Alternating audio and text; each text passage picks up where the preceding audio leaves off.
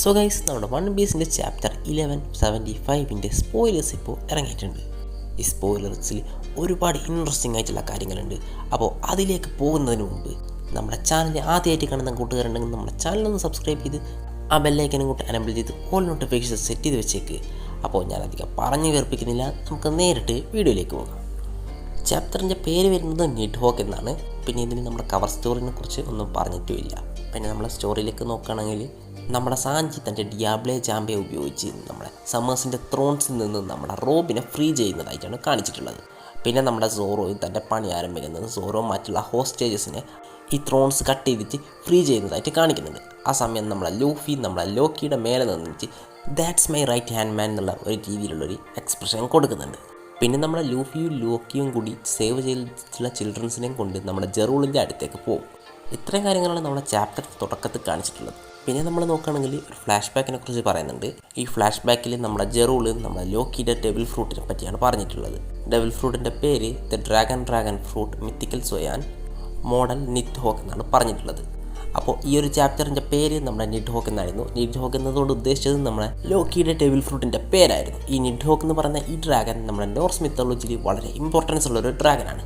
ഈ ഡ്രാഗനെ കുറിച്ച് ഞാൻ സെപ്പറേറ്റ് ഒരു വീഡിയോ ചെയ്യുന്നതായിരിക്കും. അപ്പോൾ അത് കാണാൻ താല്പര്യമുള്ളവർ ഇപ്പോൾ ഈ വീഡിയോ ആദ്യമായിട്ട് കാണുന്നതാണെങ്കിൽ നമ്മുടെ ചാനലൊന്ന് സബ്സ്ക്രൈബ് ചെയ്ത് വെച്ചേക്ക്. കാരണം ഈ ഡ്രാഗന് വളരെ വലിയൊരു റോള് തന്നെയാണ് നമ്മുടെ നോർസ് മിത്തോളജിയിലുള്ളത്. നമുക്കറിയാം, നമ്മുടെ വൺ പീസും നോർസ് മിത്തോളജിയും തമ്മിൽ നല്ല കണക്ഷൻ ഉണ്ട്. അതുകൊണ്ട് നമ്മുടെ ലോക്യു നമ്മുടെ വൺ പീസിൽ വലിയൊരു റോള് തന്നെ ഉണ്ടാവുന്നുള്ള കാര്യത്തിൽ സംശയമൊന്നും വേണ്ട.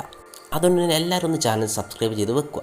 പിന്നെ നമ്മൾ നോക്കുകയാണെങ്കിൽ നമ്മുടെ ജെറൂള് പറയുന്നുണ്ട്, ഈ ഡെവിൽ ഫ്രൂട്ട് ആരാണോ കഴിക്കുന്നത് അയാൾ ഈ ലോകത്തിലെ ഏറ്റവും വലിയ ഡ്രാഗനായിട്ട് മാറുന്നതായിരിക്കും. പക്ഷേങ്കിൽ ഈ ഡെവിൽ ഫ്രൂട്ടിൻ്റെ ട്രൂ പൊട്ടൻഷ്യൽ അൺലോക്ക് ചെയ്യണമെങ്കിൽ ഒരു ഏൻഷ്യൻ ജാൻറ്റ് തന്നെ ഈ ഡെവിൽ ഫ്രൂട്ട് കഴിക്കണമെന്ന് നമ്മുടെ ജെറൂള് ഇവിടെ പറയുന്നുണ്ട്. അതുമാത്രമല്ല വേറൊരു കാര്യവും പറയുന്നുണ്ട്, ഈ ലോകത്തിലെ ഏറ്റവും വലിയ ഡ്രാഗനായി മാറുന്നുള്ള കാര്യത്തിൽ സംശയമൊന്നും വേണ്ട. പക്ഷേങ്കിൽ ഡ്രാഗൻ്റെ സൈസ് ആരാണോ കഴിക്കുന്നത് അവരുടെ സൈസിനനുസരിച്ച് വ്യത്യാസം ഉണ്ടാകുമെന്ന് ഇവിടെ പറഞ്ഞിട്ടുണ്ട്.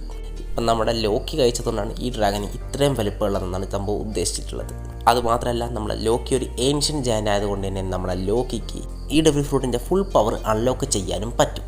പിന്നെ നമ്മുടെ ജെറൂള് എൽബാഫിലൊരു ഗോഡ് ഓഫ് വാർ ഉണ്ടായിരുന്നു എന്ന് പറയുന്നുണ്ട്. അദ്ദേഹം ഈ നിഡ്ഹോക്ക് ഡെവിൽ ഫ്രൂട്ടായിരുന്നു പോസസ് ചെയ്തിരുന്നതും അതുപോലെ തന്നെ നമ്മുടെ റാഗ്നീർ എന്ന് പറയുന്ന വെപ്പണും ആ ഒരു ക്യാരക്ടർ യൂസ് ചെയ്തിട്ടുണ്ടെന്നും ഇത് പറയുന്നുണ്ട്. അതുമാത്രമല്ല ഈ ഗോഡ് ഓഫ് വാറും നമ്മുടെ സൺഗോണും തമ്മിൽ പാസ്റ്റിൽ ഒരു ഫൈറ്റ് ഉണ്ടായിട്ടുണ്ടെന്നും നമ്മുടെ ജെറൂള് ഇവിടെ പറഞ്ഞിട്ടുണ്ട്.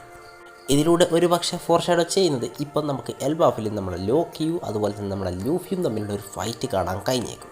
ആ ടൈമിൽ നമ്മുടെ സൺഗോഡും അതുപോലെ തന്നെ നമ്മുടെ ഈ ഗോഡ് ഓഫ് വാറും തമ്മിൽ എന്തിനാണ് ഒരു ഫൈറ്റ് നടത്തുന്നതെന്ന് ഇവിടെ റിവീൽ ചെയ്തിട്ടില്ല.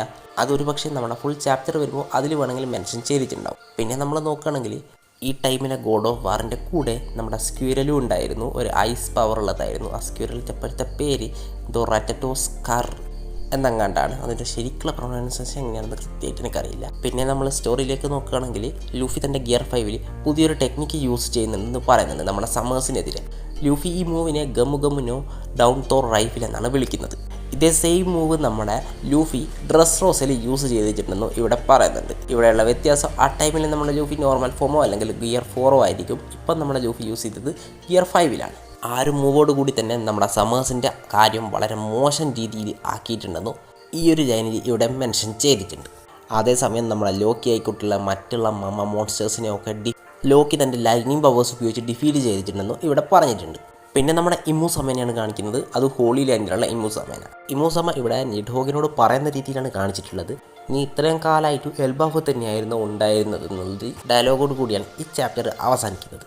പിന്നെ ഒരു പ്രത്യേകത എന്താണെന്ന് വെച്ചാൽ അടുത്ത വീക്കും ബ്രേക്കൊന്നുമില്ല.